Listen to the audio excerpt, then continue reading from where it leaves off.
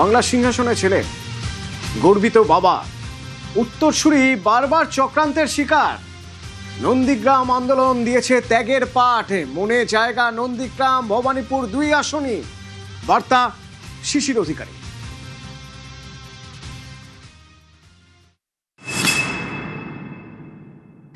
Security কোনো সেরকম নেই না, সিকিউরিটির দরকার নেই আমাদের। কেন? কিছু প্রয়োজন হয় না, সিকিউরিটির প্রয়োজন হয় না।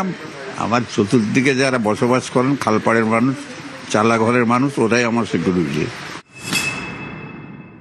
আপনার 90 বছরের একজন বন্ধু, ক্লাসমেট, তিনি এসেছিলেন আপনার ছেলে মুখ্যমন্ত্রী, সেই গর্বে আপনাকে সম্বর্ধনা জানাতে। এই যে সম্বর্ধনা শুভেচ্ছা জানাতে এসছে, এটাই কি সাফল্যের মূল আপনাদের পরিবার?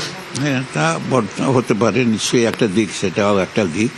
বহু মানুষই আসছেন এবং তারা তাদের প্রত্যাশিত কথা বলছেন যে ছেলে মুখ্যমন্ত্রী হতে, মেদিনীপুরের ছেলে মুখ্যমন্ত্রী হতে তারা অনেক বেশি গর্বিত এবং আনন্দিত, এবং মেদিনীপুর বাংলার কাছে মর্যাদা পেয়েছে এবং এই মর্যাদার সুবাদে সারা বাংলা সহ মেদিনীপুরের উন্নয়ন হবে।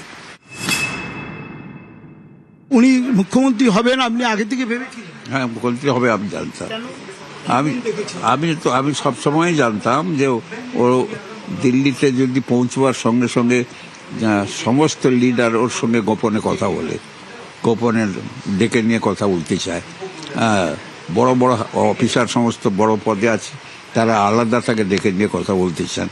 তাই এখন যার ভিতরে কিছু আছে তাকে ডেকে কথা বলে। সিম্পল থাকেন, 3 তলায় থাকতেন, চৌকাঠে এখানেও একটা তক্তবোস, যারা দেখেছি আমরা অবাক হই। সেটা আপনাকে অবাক করে না?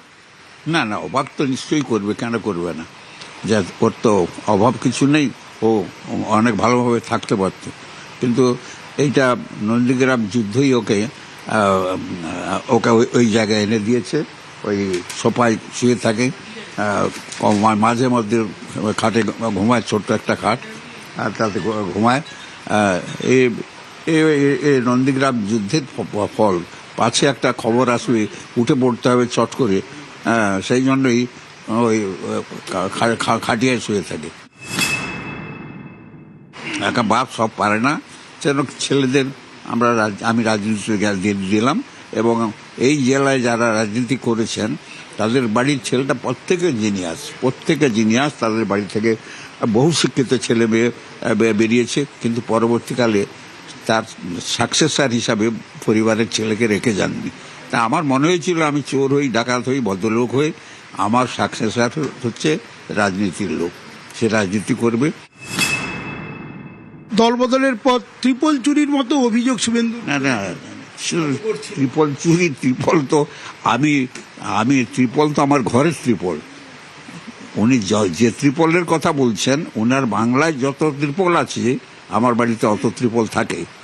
হ্যাঁ, রিলিফের জন্য ত্রিপল, গম, চাল। কেন এগুলো বলতো? কোনো রকম ভাবে ফাঁসিয়ে দেওয়া। কবে আপনার বেমখালিতে একটা এসআই হার্ট ফেল করে মারা গেল বুদ্ধবাবুর আমলে। এটাকে পরে অ্যান্টি ন্যাশনাল বলে পিআই নাকি যে আইনটা হয়েছিল, সেই আইনে অতদিনের কেস বাবতা বার করে, পুলিশ অফিসারদের দিয়ে বার করে ওকে আসামি করার চেষ্টা করেছিলেন। এবং থ্যাঙ্কস গড টু প্রিয়দাস মুন্সি এটা জানতে পারে, এবং তৎকালীন হোম মিনিস্টার শিবাজি রাও সম্ভবত ছিলেন, তাকে বলার পরে ওকে স্ট্রিক্টলি জানিয়ে দেন যে ও করা যাবে না। 2 আসনের কোনটা ছাড়া উচিত বলে কি পরামর্শ? সেটা ওর ডিসিশন, আমি বলতে পারবো না। আমরা 2 আসনেই থাকবো। খাতায় কলমে ছাড়লেও দুটোতেই থাকবে? হ্যাঁ, দুটোই থাকবে। ছেলের ব্যাপারে আপনি কতটা আশাবাদী? না, আমি প্রচন্ড আশাবাদী। এর আগে তো কোনো মানুষ 7টা দপ্তর মন্ত্রিত্ব করেছে, মিউনিসিপ্যালিটি চালিয়েছে, একটা এত বড় কমার্শিয়াল ব্যাংক ভারতবর্ষে, একটা 1 নম্বর কমার্শিয়াল ব্যাংক, অর্থনীতি ব্যাংক, কোঅপারেটিভ ব্যাংক, সে ব্যাংক চালিয়েছে। ল্যান্ড ডেভেলপমেন্ট ব্যাংক চালিয়েছে। আপনার বিদ্যাসাগর ব্যাংক তার পরিচালনা ছিল। তাই কিছু পরীক্ষা না দিলে, অঞ্চল প্রধান কি জানে না, গান্ধীজির মৃত্যু দিবস জানে না, এইসব লোক কেউ চলে যায় পার্লামেন্টে।